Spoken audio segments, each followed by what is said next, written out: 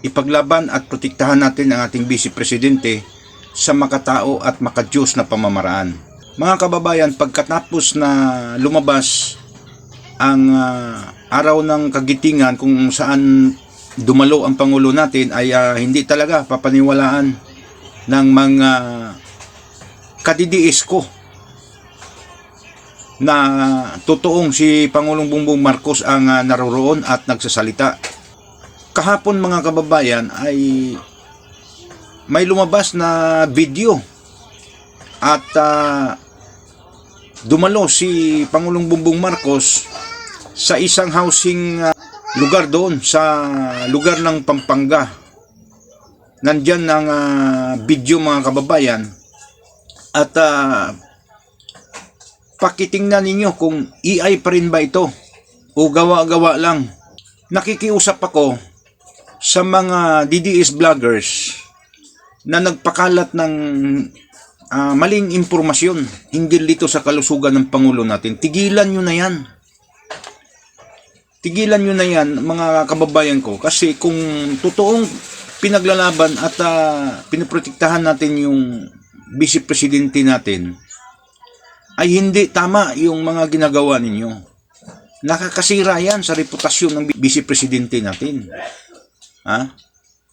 At saka nakaka-influensya kayo sa mga diehard Duterte supporters na imbis na buo ang tiwala nila sa Vice Presidente natin, nakaka-influensya kayo, nakakabigay kayo ng hindi magandang influensya sa mga supporters na totoong sumusuporta sa Vice natin sa malinis na pamamaraan. Kung ang Pangulo natin ay malubha o patay na, lalabas at lalabas din yan. Hindi nila kayang itago yan. So yung mga nagpakalat ngayon, tigilan nyo na yan. Ha?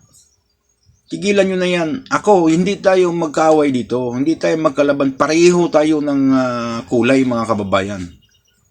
Kahit anong gagawin, kahit anong paninira, kahit ano pa ang mangyari, hindi ako bibitaw sa mga Duterte. Subalit, galit ako sa mga supporters niya na nagpakalat ng hindi magandang at mga maling impormasyon. So,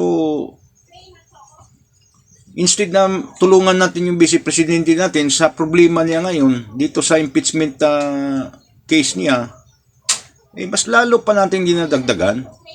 Ha? Kasi may balik sa kanya yung mga paninira ninyo sa Pangulo natin. Di ba pwedeng antayin na lang natin yung tamang pagkakataon? Kung mamatay yung Pangulo natin, mamatayan. Hindi mapipigilan yan at hindi nila kayang itago yan.